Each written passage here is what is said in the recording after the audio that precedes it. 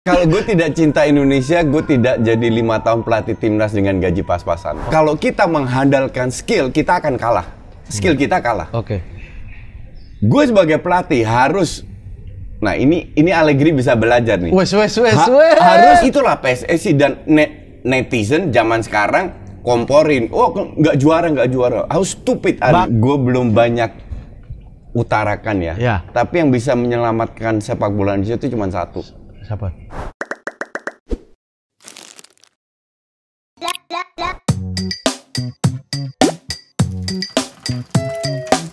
Kopi.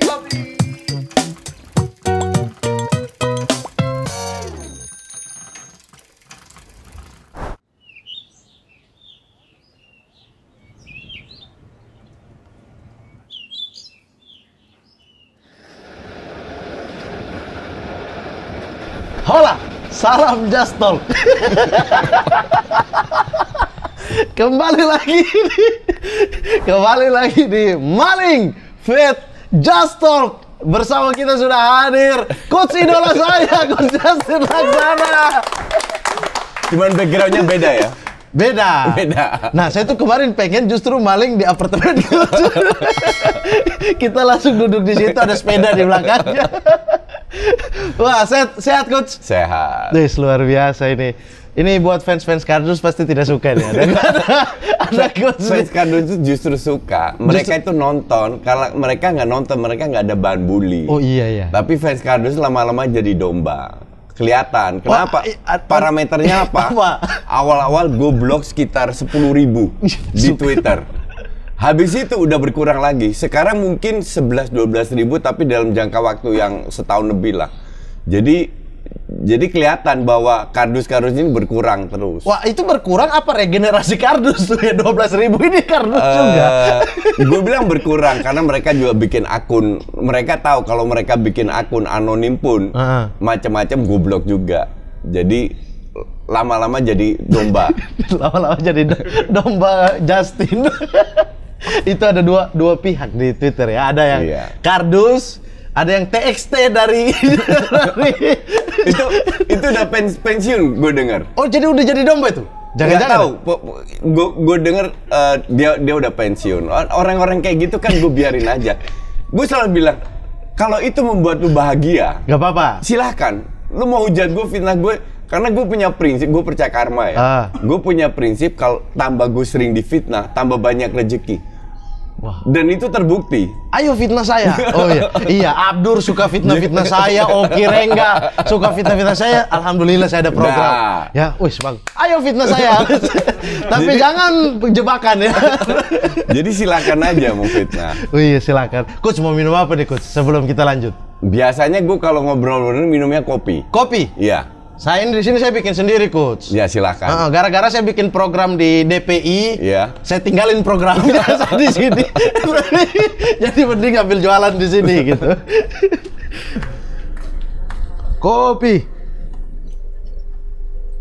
Kopi biasa aja ya, coach ya, sasetan ya. Santai. Kita nggak ada biji kopi kayak cafe coach dulu. Nah,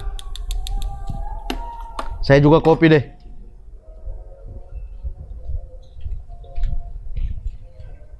Sip. Ya, thank you. Oke.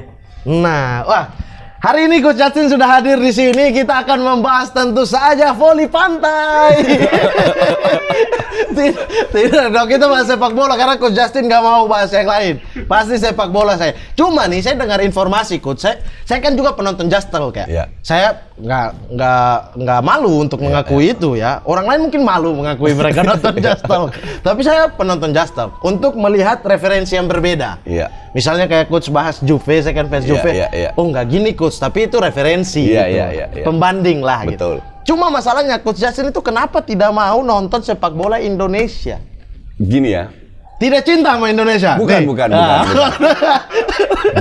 Kalau gue tidak cinta Indonesia, gue tidak jadi 5 tahun pelatih timnas dengan gaji pas-pasan. Oh iya. Ya dong. Itu fakta. Ya. Jadi gue sudah membuktikan cinta gue Indonesia tuh udah nggak boleh dipertanyakan. Jadi dirtek juga ya. Jadi dirtek. Walaupun tidak tahun. Sesuai ya. Walaupun tidak sesuai dengan bulanan.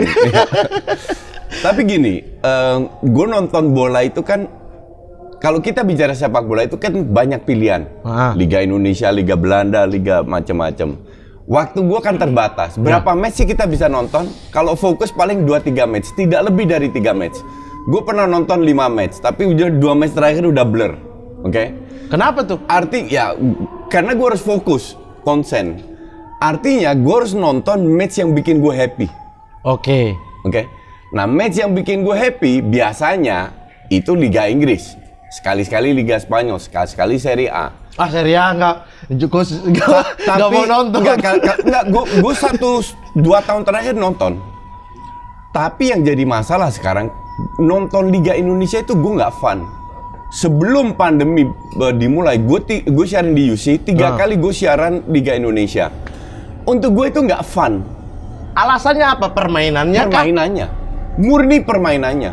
Pemainnya gue kagak kenal. Gue tidak punya ikatan emosi dengan klub apapun. Walaupun gue lahir di Surabaya, orang bilang kan Persebaya. Enggak, gue lahir di Surabaya sampai umur 12, 32 di Utrecht. Gue lebih punya ikatan emosional dengan FC Utrecht. Walaupun mainnya amburadul. Berarti coach adalah boneknya Utrecht. Ya, bisa dibilang begitu. Iya. Karena gue ke stadion, home and away bertahun-tahun. Nah, kembali lagi ke Liga Indonesia, gue nggak fun, gue nggak menikmati. Kecuali baru terakhir gue nonton timnasnya Sintayong. Timnas sebelumnya, ya so-so. Luis Milla masih gue tonton. Ya oke lah, tapi gue lihat Sintayong berani merombak paradigma penonton Indonesia, pengurus PSSI dengan kita turunkan U23. Itu kan butuh nyali. Gue sebagai mantan pelatih, gue pernah lakukan hal yang sama, dihajar juga gue waktu itu ke AFF di Vietnam. Semua turunkan tim inti, gue datangkan U23. Itu gue dikritik. Akhirnya kita rank 3 atau 4 dari 12 masuk semifinal ya? Iya, masuk dari 12 negara, dan untuk gue itu prestasi. Karena gue bawa usia muda.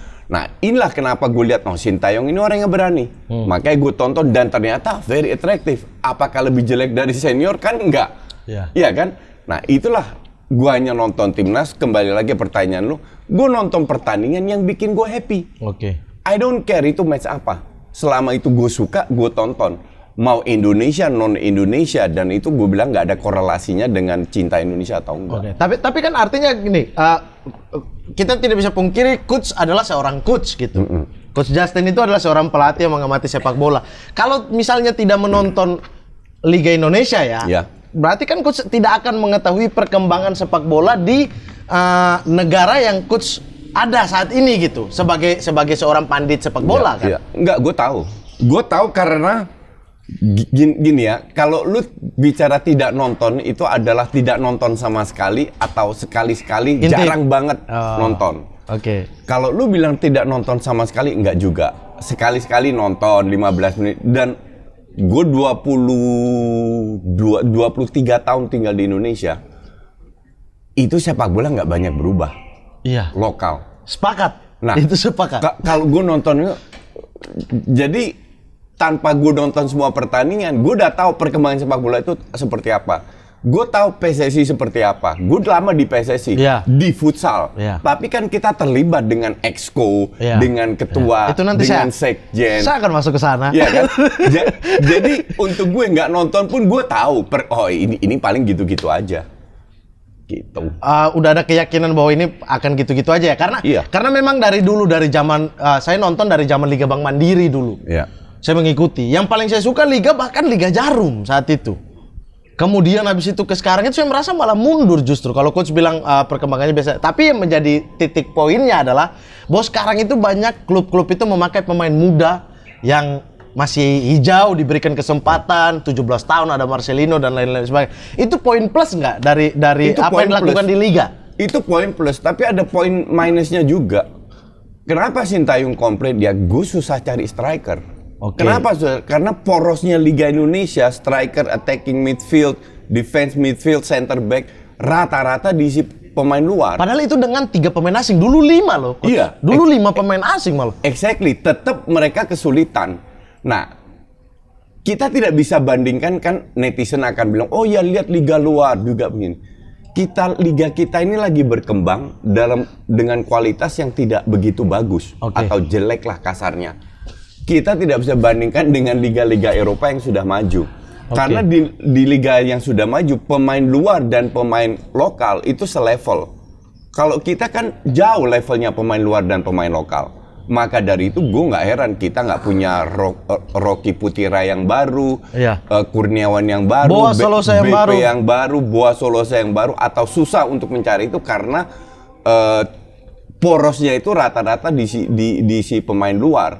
Nah kalau lu tadi bilang Marcelino, Ronaldo, pemain muda, which is good. Cuman berapa klub yang melakukan itu? Persebaya doang kan? Persipura banyak pemain muda juga. Persipura juga banyak. Tapi itu hal yang sudah dilakukan dari dulu ya. Persipura selalu pakai pemain lokal diambil dari. Betul.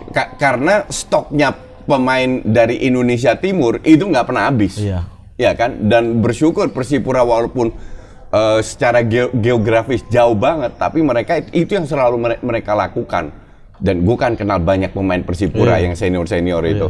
Nah dari kecil mereka selalu dapat stok aja. Kalau di sana. Karena SSB-nya dan lain sebagainya itu berpengaruh penting gak, Coach? Misalnya di Belanda, perbandingan dengan Belanda. Banget. Gini ya, ini yang bikin gue agak gimana ya, berdasarkan pengalaman. Gue dulu, waktu gue ngelatih, di Liga itu ada tim Papua, namanya Mutiara Hitam. Black Steel, bukan Black Steel, Dupiat juga bukan. Dupiat setelah itu. Setelah itu ya? Mutiara Liga Hitam awal dulu. ya? Iya. Mutiara Hitam. Top skor 1-2 Liga itu dari Mutiara Hitam. Oke. Mereka pertanyakan, kenapa coach tidak ambil top skor 1-2? Oke. Gini, gue tahu pemain seperti apa gue butuhkan. Oke, kita play fair. Oke. Gue kasih 2 pemain ini kesempatan. Dan beruntung manajernya nonton tiap kali kita latihan. Dan akhirnya manajernya mengakui 2 pemain ini nggak bisa ngikutin. Hanya bagus di klubnya? Hanya bagus di klubnya. Dan klubnya... Itu ibarat Messi ya, Coach ya? Hanya bagus di Barcelona? Enggak. Nggak bisa dibanding, itu gila. Iya maksudnya kalau lebih luas lagi. Tapi level timnas itu sudah bukan hanya mengandalkan skill. Kedua pemain ini mengandalkan skill di klubnya. Itu butuh pemahaman strategi, visi, bla bla. Dan mereka nggak bisa ngikutin. Dan kebetulan manajernya juga waktu itu melihat dan dia mengakui, dia bilang ke saya, ya memang kedua pemain nggak bisa ngikutin. Iya. Itu memang kendala adaptasi daripada banyak pemain timur ya. Menurut saya ya. Karena dulu coach bawa Jailani Lajanibi untuk masuk ke timnas dulu. Dulu coach, ini ada cerita baru buat coach nih. Dulu kita tuh dengar kabar angin bahwa waktu Jailani Lajanibi masuk timnas futsal, yang coach kasih porsi latihan pertama ke dia tidak bergabung dengan teman-teman, tapi passing sama tembok. Kita di fak-fak sana tiap hari kita passing sama tembok. Ternyata, tapi waktu itu berubah. Jadi paradigmanya berubah. Dulu semua main acak-acak, putar-putar dan lain sebagainya. Akhirnya main coba passing.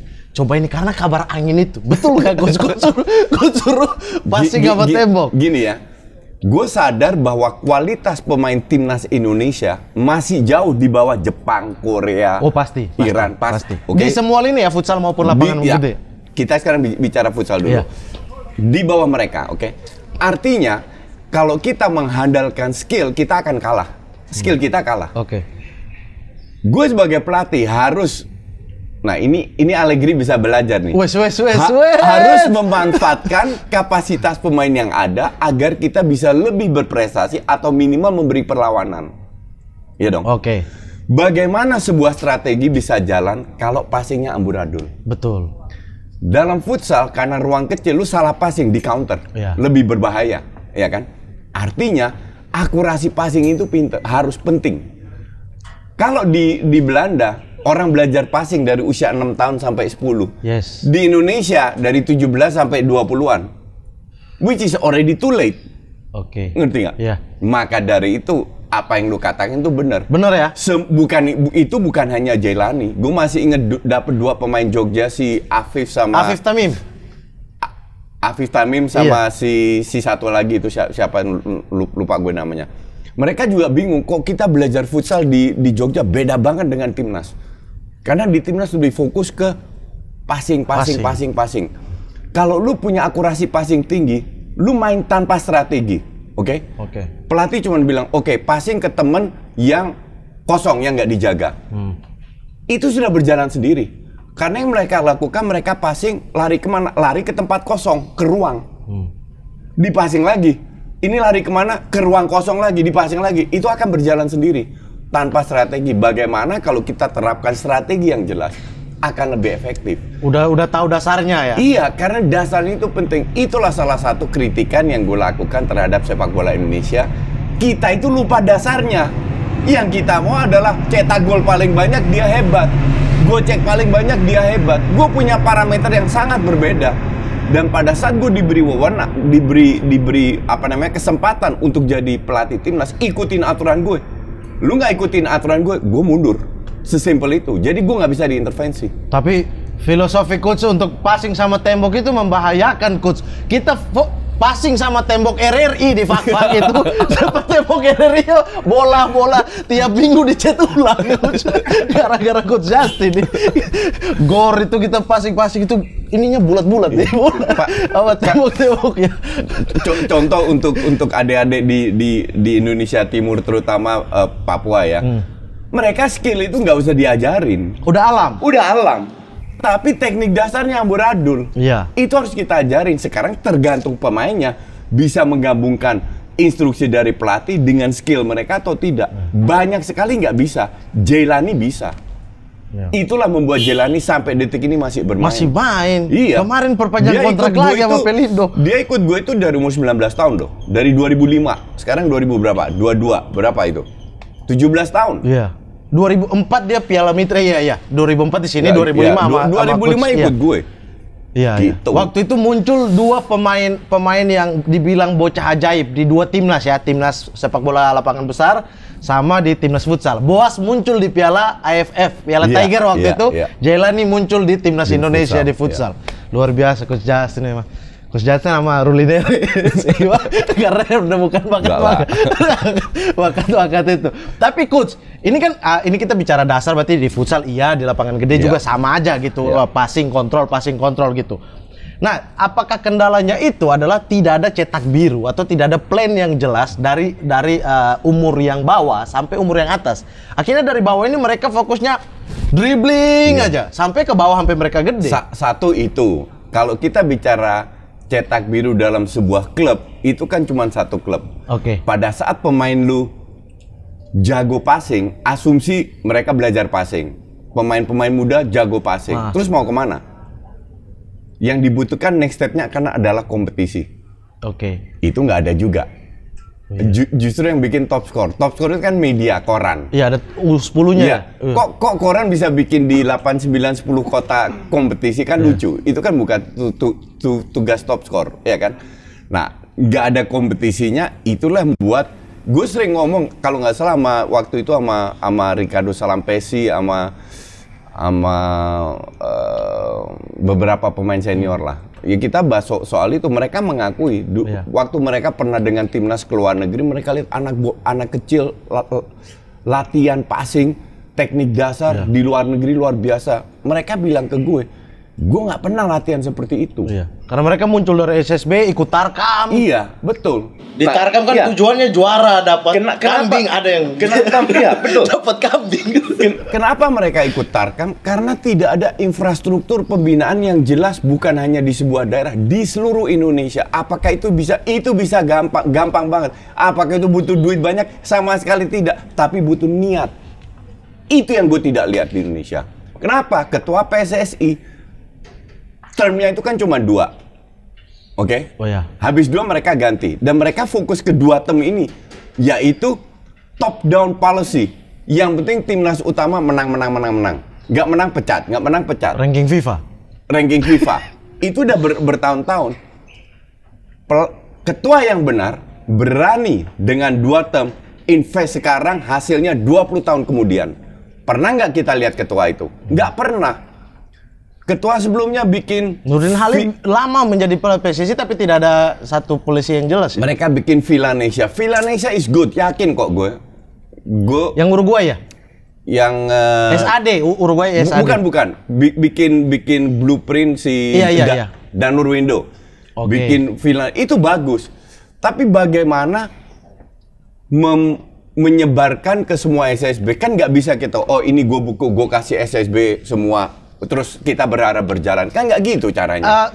Tapi Coach, di misalnya saya pernah beberapa kali baca Islandia atau negara-negara seperti Belgia, mereka itu melakukan hal yang sama. Mereka membuat cetak biru, plan permainan 20 tahun ke depan. Belgia harus seperti apa? Itu disebarin ke sampai tahap level junior gitu. Salah, lu lupa satu hal. Apa tuh? Mereka sebarkan di Belgia, Islandia ke SSB, tapi mereka punya infrastruktur di mana anak-anak muda tiap minggu bermain. Kita disebarkan SSB, abis itu ya di SSB aja. Abis itu ditarkam. Iya. Pulang bawa kambing. Nah, itu yang repot di kita.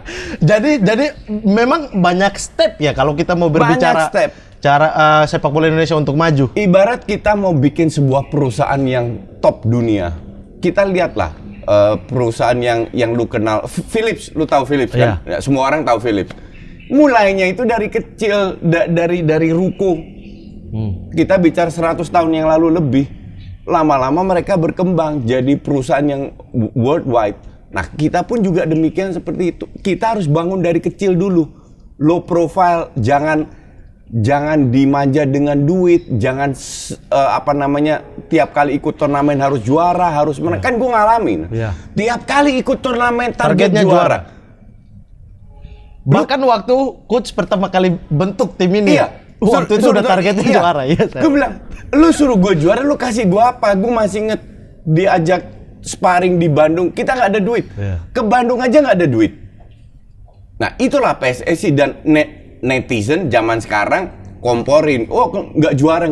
How stupid are you? Bahkan gitu pemain timnas futsal zaman coach dulu, saya pernah mendengar kabar karena saya juga dekat dengan beberapa. Mereka bahkan memakan nasi dengan kerupuk doang. Kenapa langsung masuk? Enggak, kalau makan nasi dengan kerupuk itu nggak benar. Tapi yang benar di tahap klub, ya, mereka. Mungkin. Cuman yang jelas, gue nggak bisa ngatur makan sehat.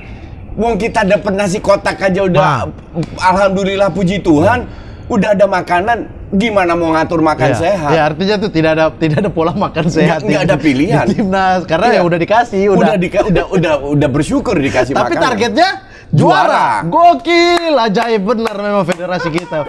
Aduh, salah lagi. Maka dari itu bahwa gue sempat jadi berapa kali bahkan di kualifikasi juga runner up di AFF. Untuk gue itu pencapaian yang luar biasa. Dibanding sekarang AFF juga runner up. Mereka dapat 18 kali try out pertandingan internasional. Ya gue nol. Iya. Dan itu fondasi pertama ya. Iya, untuk gue pencapaian luar tidak ada pelatih yang prestasinya lebih bagus dari, kalau kita hanya bicara prestasi ya, lebih bagus daripada gue. Waktu futsal zaman itu. Ya. Masalahnya di Indonesia, coach. Kenapa targetnya juara? Saya tahu. Kenapa targetnya selalu juara? Karena kalau cuma runner up, gak bisa pasang poster baliho dan ada foto. Gak bisa. 2010 juara AFF, tapi nggak ada Thailand, Australia yang nggak itu futsal ya, futsal ya. Ya maksudnya lapangan gede juga nggak pernah kan? Di AFF juara juga nggak pernah, cuma U23 aja. Orang yang kritik Sintayong, emang lu berapa kali juara AFF? Yang kritik dari dalam sendiri, rakyat mendukung kok. Iya betul. Iya, rakyat udah cerdas sekarang. Bagaimana bola sepak bola? Sekarang udah cerdas bahwa sepak bola itu tidak hanya menang. Semua orang itu pengen menang. Tapi kalau kita tidak menang, bukan berarti kita jelek. Ngerti nggak? Karena dalam sebuah turnamen kita lihat, Yunani aja bisa jadi juara Eropa. Di Portugal. Emang Yunani sehebat apa? Portugal sehebat apa selain Ronaldo? Ngerti nggak? Jadi juara itu ya faktor luck-nya itu gede. Cuman yang penting kalau kita punya pondasi kuat, gol itu tidak jatuh dari langit, tapi dari sebuah set play yang sudah dilatih, prospeknya akan lebih bagus. Makanya gue percaya dengan timnas ini, walaupun kita kalah diajar Thailand, tapi prospeknya bagus. Ini Coach sebentar ada kereta lewat. Oh, gue kira helikopter. Oh, kereta lewat. Karena ini kita dekat stasiun Jatinegara, Coach. Siap. Negara yang federasi sepak bolanya berpikir tinggi tapi hasilnya nol. Itu bukan gue yang bilang ya? Iya, saya yang bilang. Tapi tolong kalau bisa diedit, edit. Bilang doang di sini. Aduh, terancam sekali. Tapi cuma Coach, masalah PSSI kan dari dulu itu sama. Iya. Dari zaman ketuanya siapapun itu sama. Orang-orangnya itu aja, Coach. Coach juga tahu. Saya yakin Coach itu tahu banyak kenapa sampai Coach mau mengundurkan diri jadi Dirtek. Ya bukan hanya sekedar soal bayaran, Coach. Tidak peduli bayaran, saya tahu itu. Tapi ada hal-hal yang lain, kan. Dan orang-orang masih sama. Apa yang kita harap dengan tujuan sepak bola jangka panjang jika orang-orangnya adalah orang-orang Orde Baru gitu. Maksudnya yang dari zaman Orde Baru mereka masih pegang sampai sekarang. Tahu, ini gue belum banyak utarakan ya. Tapi yang bisa menyelamatkan sepak bola Indonesia itu cuma satu. Siapa? RI 1. Oke. Caranya bagaimana? Kan orang bilang pemerintah nggak boleh intervensi. Iya, betul. Kalau ini kita berandai-andai ya, asumsi gue RI 1, gue kumpulin semua klub, gue akan bilang kita akan ada pemilihan ketua, gue yang masuk. Kalian harus pilih. Kan ikutin SOP. Iya. Timbal baliknya apa? Semua BUMN akan menjadi sponsor kalian. Jadi setiap tahun dapat ekstra berapa M, 10 M, 15 M setahun, nothing buat BUMN. BUMN besar CSR-nya itu puluhan ratusan M. Jadi kalau 15-20 M ke sebuah klub itu nothing, nggak ada value-nya. Tapi ikutin aturan gue. Dari situlah taruh orang yang benar. Dipilih oleh klub, exco-nya benar semua. Satu visi, satu misi, jalanin semua. Tapi kalau misalnya mereka membocorkan itu, kan kita udah pernah terjadi pembekuan PSSI. Beda. Kan? Tapi kalau mereka membocorkan keluar misalnya, artinya bahwa tidak mau ini pemerintah intervensi, FIFA turun boikot lagi. Beda, enggak. Dulu beda. Dulu itu PSSI tidak mau dengerin pemerintah sehingga pemerintah intervensi. Intervensinya adalah membekukan PSSI. Itu beda. Ini kerjasama, ikutin SOP-nya FIFA. Tapi mereka pilih orangnya PSSI. FIFA tahu dari mana? Tapi kalau kita berharap seperti itu pemerintah turun tangan, orang yang sekarang aja pemerintah nggak turun tangan isinya orang politik semua gimana? Karena nggak ada yang apalagi peduli. Tambah. Dari semua, mungkin gue salah ya, setahu gue dari semua departemen itu budget yang uang negara APBN paling kecil itu di Menpora. Iya. Dan mereka harus bagi ke beberapa cabang olahraga gitu, tidak hanya sepak bola gitu kan. Dari situ kelihatan bahwa we don't care dengan olahraga.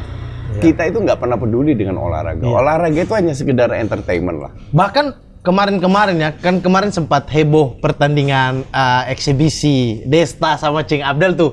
Tenis meja itu baru orang-orang tahu di Indonesia bahwa PTMSI itu ada tiga ketuanya yang yang ribut nih. Hal-hal kayak begitu di sepak bola itu lebih parah.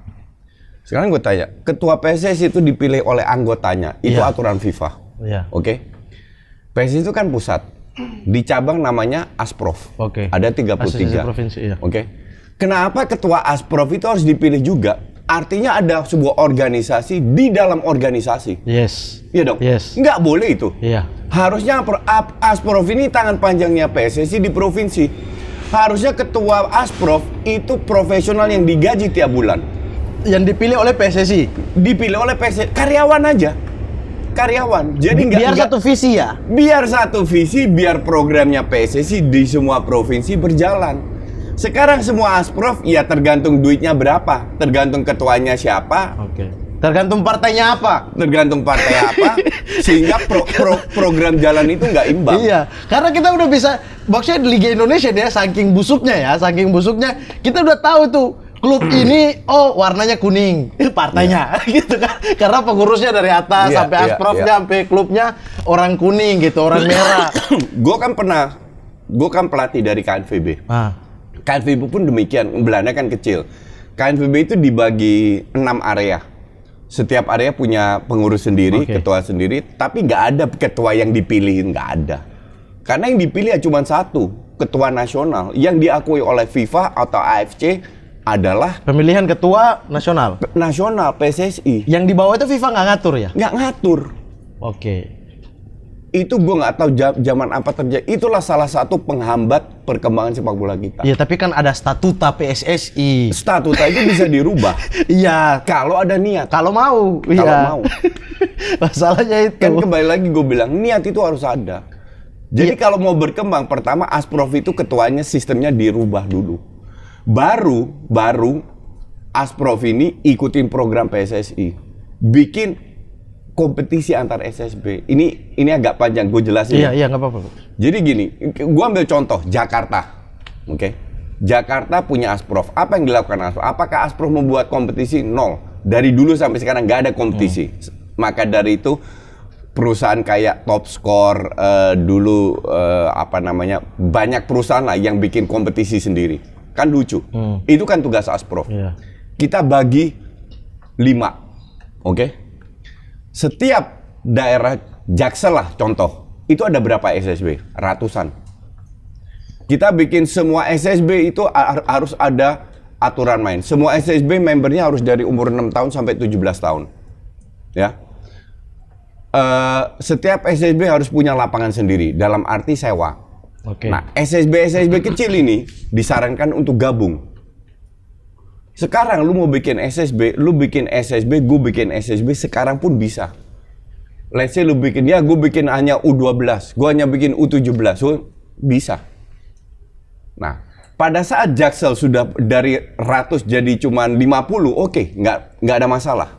Oke? 50 SSB usia 6 tahun sampai 17 tahun. Ya. Ada 50 SSB kan? Mereka bekerja sama bikin kompetisi sendiri. Hari ini main home, besok away. Yang main home bayar pakai lapangan mereka, ini, wasit mereka. Yang away nggak usah bayar, datang main dan kan mereka main home away. Kalau itu bisa dilakukan, yang terjadi dari bulan Agustus September sampai bulan Mei kompetisi full untuk anak-anak usia dini. Dibikin di 5 daerah. Oke.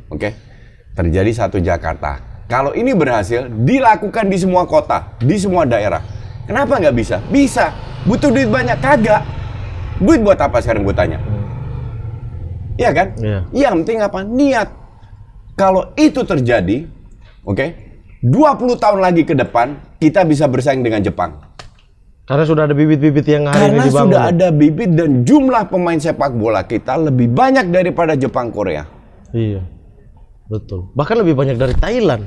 Jauh dari Thailand. Tapi Thailand lebih di futsal, di sepak bola nasional juga. Pada saat lu udah lakukan pembibitan ini, klub profesional tinggal kirim scoutingnya, ambil pemain-pemain untuk akademi mereka. Dan mereka juga bikin dari 6 sampai 17 tahun. Bersaing juga dengan kompetisi yang sama. Ini yang terjadi di Belanda. Yang gue tunjukkan itu di Belanda itu seperti itu. Dari 6 sampai... Iya. Gue kan main bola dulu. Iya. Banyak yang nggak tahu Coach Justin adalah pemain bola di Belanda dulu. Gue main bola. Banyak juga yang nggak tahu Coach Justin punya sertifikat Eropa ya. KNVB. Iya. Pelatih ya. Pelatih lapangan gede. Futsal. Iya. Lapangan gede Coach nggak ambil. Nggak ambil ya. Gini, main bola. Gini. Dari situ gue tahu pada saat gue tahun 79 pertama kali ke Belanda, gue diajak teman-teman SD gue untuk gabung SSB. Ya kita gabung lah. Gabung. Kalau lu gabung SSB, tujuan lu adalah ikut pro dong. Semua pemain mau jadi pro, termasuk gue. Teman gue itu ada 3-4 pemain yang ikut FC Utrecht, kan di Utrecht. Youth-nya FC Utrecht. Gue nggak kepilih. Tahu dia bilang apa? Tanya, lu mau berapa? 12. 12 itu ketuaan. Sorry itu 12 itu ketuaan. Ketuaan, iya. Jadi mereka pantun dari umur 6 sampai 10 tahun. Contoh, Wesley Sneijder, Marco van Basten, you name it lah semua itu. Itu dari usia kecil. Di Italia juga, Pirlo dan lain sebagainya itu dari semua kita. SSB umur 6 tahun ada berapa bisa dihitung. Itu baru SSB loh, belum kompetisi. Tapi misalnya kayak kalau kita ngomong kayak gitu, Coach, misalnya U12, Danone Cup dan lain sebagainya, Indonesia bisa berprestasi loh. Tanpa dengan kompetisi yang ini gue cerita lu soal Danone Cup. Danone Cup itu klub amatir, ya. Klub amatir di Belanda, pemain hebat-hebatnya itu sudah diambil klub profesional. Jadi yang ada adalah klub amatir rata-rata ya, hampir semua. Yang diambil adalah klub yang pemain bintangnya udah dicabut-cabutin. Itu bersaing dengan kita. Dan tapi kita juga di satu SSB doang, misalnya Ragunan. Satu SSB doang, betul. Dari seluruh Indonesia cuma satu SSB doang. Itu sistemnya Danone. Untuk gue nggak bisa jadi parameter. Kita lihat U16 hebat, juara. U17 juara. U19 bagus-bagus. Terakhir U23 juara AFF. Ke senior kenapa jeblok? Ah itu tuh. Karena setiap tahun mereka harus ganti umur, ganti tim. Oke. Iya dong. Dan di usia muda arahnya kemana nggak jelas. Tergantung kualitas pemainnya, tergantung disiplinnya, tergantung fighting spiritnya. Tergantung klub juga mau pakai mereka apa enggak. Hanya tergantung klub juga mau pakai atau enggak, tapi dari diri mereka sendiri. Kenapa gue dari dulu boleh tanya Jailani? Kenapa gue dari dulu melarang pemain untuk tarkam? Karena di tarkam tujuan lu cuma satu, menang. Iya. Apa yang lu pelajari? Nothing. Pelajari cara potong kambing, coach. Hadiahnya dapat kambing. Dapat kebo kan? Kebo cup ini. Betul. Tapi secara kualitas lu nggak belajar. Iya kan? Maka dari itu gue bilang ada beberapa pemain yang dengerin gue nggak tarkam, main-main di klub, main masuk timnas jadi top, duit banyak, gaji gede. Tapi ada juga yang berbakat nggak mau dengerin gue. Main tarkam, akhirnya setahun 2 tahun jeblok hilang, gone with the wind. Itu udah puluhan yang gue lihat. Cuma tidak ada pilihan, coach. Kalau kita ngomong gitu. Ada. Bahwa mereka butuh kehidupan yang layak dari gaji dan lain-lain. Kita bantu beasiswa kok. Kita bantu berapa pemain udah gue lempar ke perguruan tinggi dengan gratis beasiswa. Kita bantu. Iya, yang coach bantu hanyalah ada pemain-pemain yang masuk dalam sorotannya coach gitu kan. Yang taruhlah 20 sampai 50 orang lah yang masuk di dalam jangkauan. Tapi kan dari Sabang sampai Merauke ini banyak pemain muda yang bagus, tapi mau nggak mau dia main tarkam. Iya, mau nggak mau karena dari Asprofnya nggak ada pilihan lain. Kalau ada kompetisi, entah itu di futsal, entah itu di sepak bola, ada kompetisi yang berjenjang, mereka nggak ada waktu untuk tarkam. Karena di klub udah susah, udah 2 kali seminggu latihan, udah main kompetisi, belum mereka sekolah, nggak ada waktu lagi. Tapi karena kompetisi itu tidak ada, mereka larinya ke tarkam. Iya. Kadang-kadang tarkam berupa pertandingan antar kabupaten gitu. Ya. Misalnya provinsi Papua nih, bikin kompetisi Papua gitu kan, Asprof Papua. Gitu. Yang terjadi adalah kompetisi-kompetisi liar, karena Asprofnya nggak bergerak. Iya, benar juga. Tapi memang serba tidak ada pilihan di Indonesia, coach. Kalau kita, tapi makanya yang menjadi masalah ini adalah yang dari ini di bawah harus satu garis ke atas, artinya berkembang bersama ke atas. Apa dari atas yang tangan besi bahwa semua harus satu garis gini, nggak boleh tarkam, nggak boleh ini, nggak boleh ini. Kalau niatnya baik dari atas ke bawah nggak ada masalah. Tapi kembali lagi seperti bangun perusahaan, itu harus dari bawah pelan-pelan ke atas. Cuman yang kita kekurangan adalah organisator yang bertanggung jawab, yang punya wewenang untuk mengorganize sepak bola Indonesia. Itu siapa? PSSI. Di provinsi namanya Asprof. Iya. Tapi kalau Asprofnya ketuanya dipilih, terjadilah program-program masing-masing nggak jelas. Maka dari itu kalau gue nonton di Mata Najwa, di apa soal pembinaan, gue ketawa sendiri. Kenapa? Apa yang mereka omongkan di situ, ngerti nggak? Semua ngomongnya banyak, kita begini, kita sudah lakukan ini. Hasilnya apa? Nol, nothing, zero, nada. Coach, tapi kalau saya ya pribadi ya, Indonesia tuh harus punya cetak biru yang kayak Islandia atau Belgia gitu. Tentang tata cara bagaimana visi bermain di lapangan itu Indonesia. Sudah ada. Tapi kan tidak dijalankan dengan baik. Artinya berubah-berubah. Gitu. Tidak merata. Vilanesia satu, tapi tidak merata. Ya. Tidak semua SCB menjalankan itu. Artinya timnas juga ketika ada pelatih baru, cara bermainnya juga baru gitu. Sampai ke bawah juga. Enggak. Lu kalau bicara cetak biru di SSB itu satu hal. Lu bicara kompetisi itu 2 hal yang berbeda. Seperti yang gue bilang. Asumsi pemain lu melakukan Vilanesia dengan benar. Akurasi passing 95%, Tapi kalau mereka cuma latihan terus gimana berkembang kalau nggak ada kompetisi? Iya. Artinya itu hal yang lainnya, kompetisi gitu. Bahwa ini harus diterapkan ke sini gitu. Nggak bisa yang ini cuma belajar aja. Iya, mungkin kita ya dapat tapi cuma 1-2 orang kayak Boas yang tiba-tiba dari PON, wah bagus nih diambil, ternyata kurasi passing bagus, sprint bagus dan lain sebagainya. Itu kan anomali gitu kan. Artinya, tapi kemarin nih coach, saya nonton U10 ya. Ada di salah satu TV anak-anak. Itu ada putar kompetisi U10 recording sih, entah 1 atau 2 tahun yang lalu gitu. Dan itu coach, semua tim saya nonton 5-6 pertandingan kan cuma 1 kali 20 menit apa 2 kali 20 menit gitu kan. Semua tim anak-anak U10 ini cara mainnya sama, dari kiper oper back tendang langsung ke depan sama semua coach. Artinya bahwa itu cetak birunya tidak berjalan juga gitu. Enggak gitu juga. Itu kembali gini, cetak biru itu kan teori di atas kertas. Sama kayak di analogi yang lebih jelas lah. FIFA menerapkan VAR. Tujuan VAR itu kan cuma kamera. Tujuan VAR adalah mempermudah wasit. Tetap aja bikin kesalahan yang amburadul. Rabiot contoh harusnya merah itu kemarin. Iya sih. Iya, saya sepakat tuh, saya sepakat. Saya objektif kalau gitu-gitu. Di sini sama. PSSI bisa menerapkan di atas kertas sebuah pertandingan yang ujung-ujungnya yang ngelatih siapa? Pelatihnya kan? Iya. Iya kan? Jadi tergantung pelatihnya gitu. Tergantung pelatih. Di futsal, apa yang lu tadi bilang di futsal sama.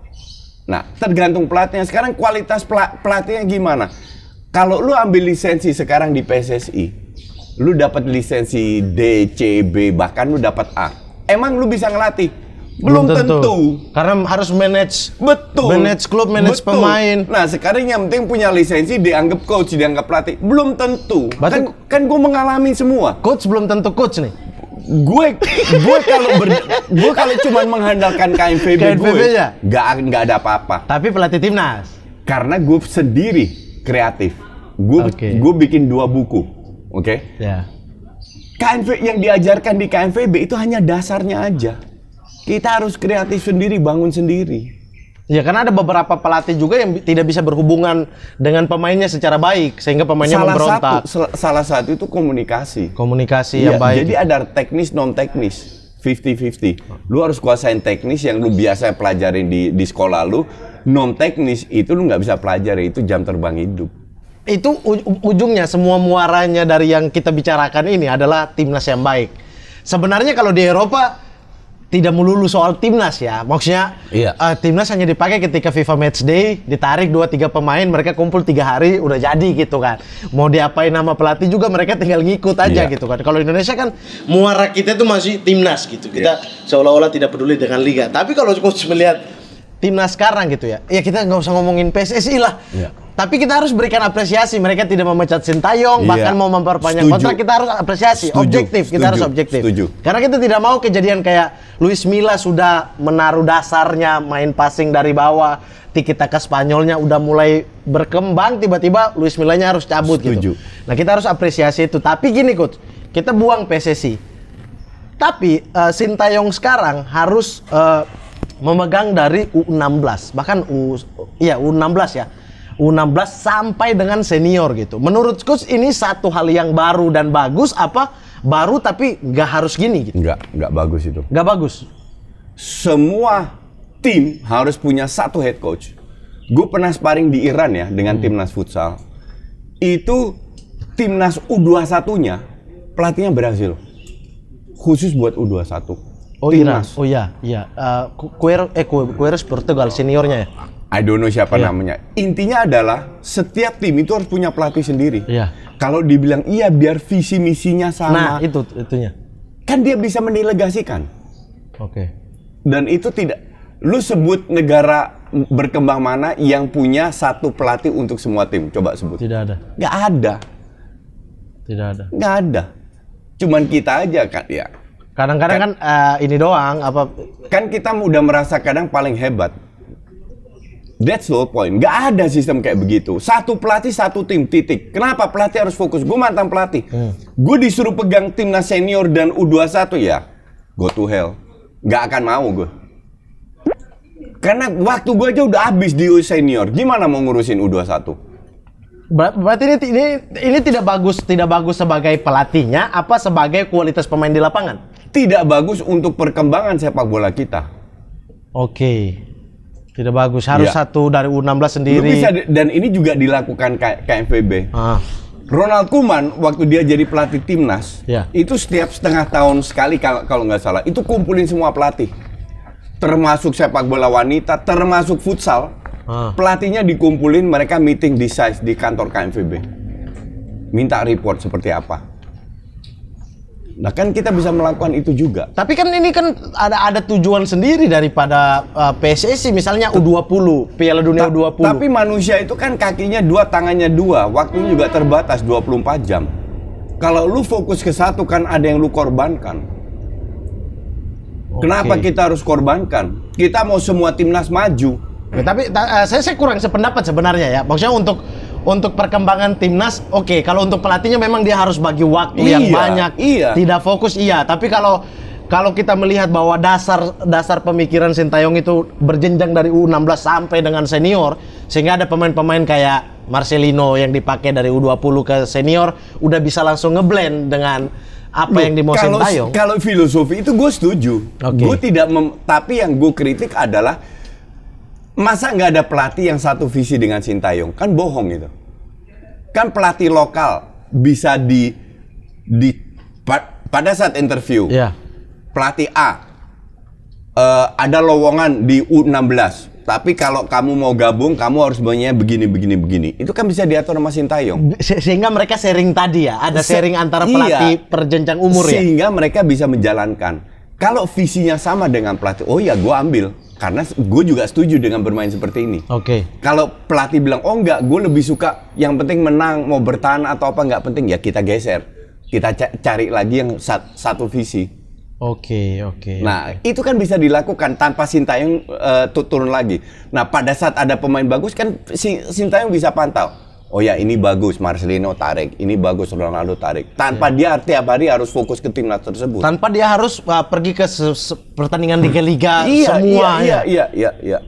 Kalau sekarang mah enak, sistemnya bubble kan, dia bisa ada di Bali doang. Dan Indonesia itu kan besar sekali, ngerti gak? Jadi lu harus bisa mendelegasikan. Sama kayak seorang konglomerat punya 60 perusahaan atau 290 perusahaan.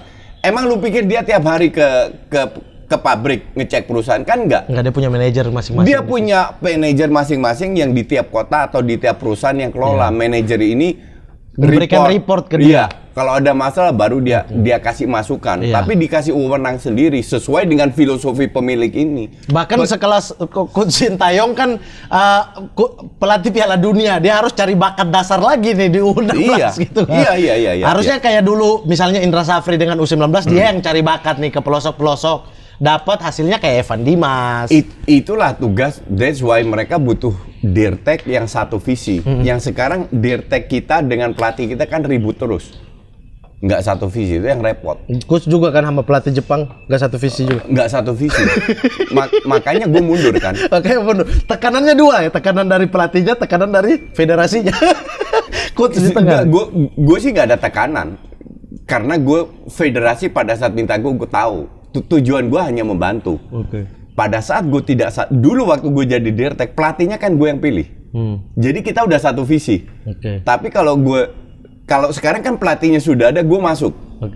Ternyata setelah 2-3 bulan tidak satu visi, ya mending gue mundur. Gue tidak mau korbankan apa. Gue bukan siapa-siapa.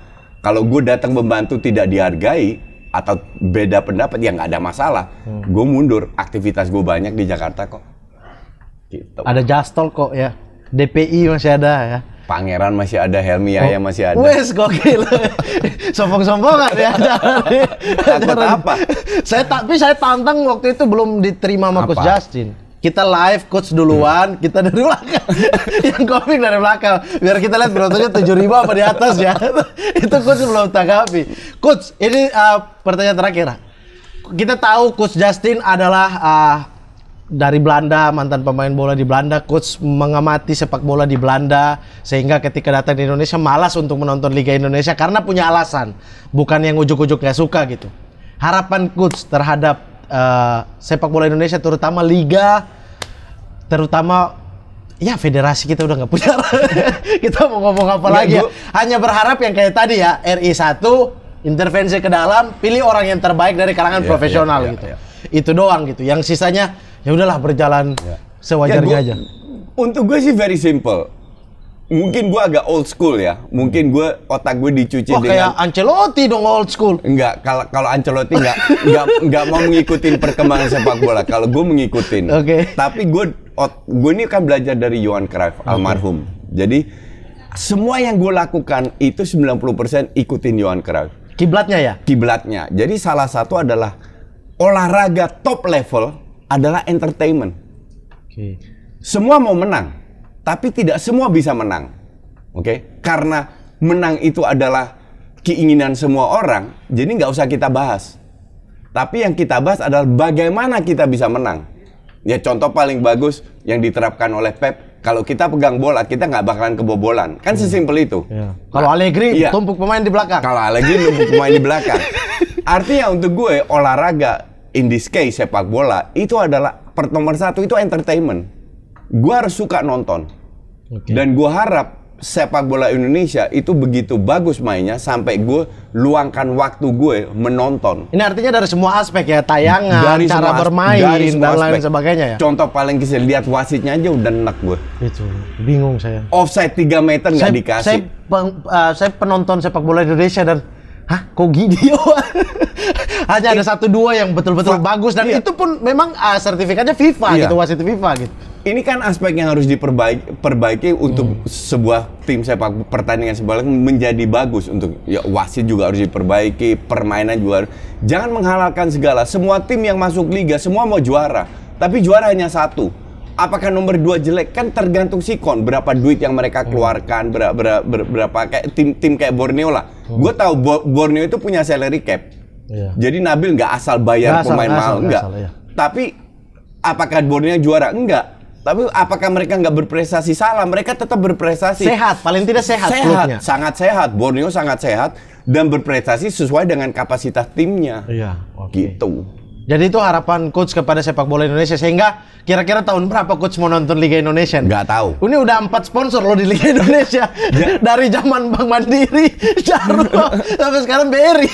Jadi intinya adalah pada saat gue nonton, parameter adalah mereka sudah bermain bagus, itu aja. Tidak apa-apa coach nggak mau nonton Liga Indonesia. Yang penting harapan saya coach sering-sering nonton Liga Italia biar jastongnya lebih fair lah gitu. Tiba-tiba nilai Vlahovic tapi 2 musim nggak nonton Fiorentina gimana? Kardus kayak begini nih. Gue itu selalu objektif. Cuman orang merasa beda pendapat, dibilang gue nggak objektif. Enggak. Maksudnya kalau objektif harus nonton Vio 2 tahun baru nilai layak nggak Vlahovic 7. Coach udah bilang nggak layak. Beda bermain di Vio dengan Juve. Beda tekanan, bukan skill tapi tekanan. Tapi kata-katanya bukan nggak layak. 70 juta dong. Enggak, bukan. Bukan ya? Mempertanyakan. Mempertanyakan ya? Iya. Kalau Ben White 50 juta udah nggak pertanyakan? Layak. Itu tuh. Untung kita minum di plastik bukan kardus ya. Oke, Coach Justin terima kasih banyak. Sama-sama. Sudah hadir di sini. Kapan-kapan nanti ada hal yang seru tentang sepak bola Indonesia. Saya udah nggak mau coach-coach lain. Saya Coach Justin karena hanya Coach Justin yang buat saya passing sama tembok dulu. Tapi jadinya passing saya waktu kuliah main passing saya bagus. Karena tembok RRI saya rubuhkan. Semoga yang nonton ini juga sadar bahwa pemain sepak bola itu dimulai dengan teknik dasar, yaitu passing kontrol. Passing dan kontrol. Jadi semua pemain itu harus kayak Pirlo di lapangan. Gak perlu banyak lari, bola datang lekat di kaki. Jangan otot tapi otak juga. Tapi dia udah lihat pemain ini mau lari kemana, dia udah passing. Betul. Saya main futsal kayak Pirlo saya. main lapangan besar kayak kiper. Sayang dulu waktu gue ngelatih gue nggak ngeliat ya. Saya pengen coach ke Fak waktu itu. Dulu saya pengen coach Justin datang dong ini. Kita udah main. Kita bikin level senior, junior, kami yang junior, yang masih sekolah. Gitu. Dulu tapi tim Fak kan coach yang bawa ke Brunei dulu. Yang timnasnya nggak ikut. Bukan. Itu kita seleksi semua tuh. Gue nggak pernah ke Brunei. Saya nggak lolos ya, emang pemainnya bagus-bagus. Nggak lolos ya. Beberapa teman saya yang lolos ke Brunei U23-nya timnas kan. Oke, terima kasih Coach Justin. Just Talk tetap jalan ya Coach. Tetap jalan. DPI-nya bodo amat ya, yang penting Just Talk. Karena ngeselin kalau lihat Coach Justin di DPI, ngeselin. Just Talk saya suka. Terima kasih, sehat selalu buat yang nonton semua. Jangan nonton konten yang itu tuh. Ada konten lain di sini. Sampah konten itu. Di Khas Kreatif. Nonton maling saya, Mamat Keliling. Hanya di Khas Kreatif. Jangan lupa subscribe, like, komen, subscribe channelnya Coach Justin juga untuk melihat preview-preview pertandingan sepak bola dan reviewnya. Iya, ya, betul. Dan sangat tidak akurat ya. Kecuali Italia juara Euro, itu akurat. Kalau ini piala siapa yang champion, juara champion? Nggak tahu, gue bukan paranormal. Kalau Italia Portugal lolos Piala Dunia siapa nih? Semoga dua-dua nggak lolos. Nggak bisa dong pasti. Bisa dong. Iya, Turki. Belum tentu. Turki, Makedonia ya. Iya, itulah indahnya sepak bola, nggak bisa diprediksi. Jangan Celini masa dua Piala Dunia nggak ikut. Oke, sampai jumpa. Assalamualaikum warahmatullahi wabarakatuh. Selamat beraktivitas dan PW kan.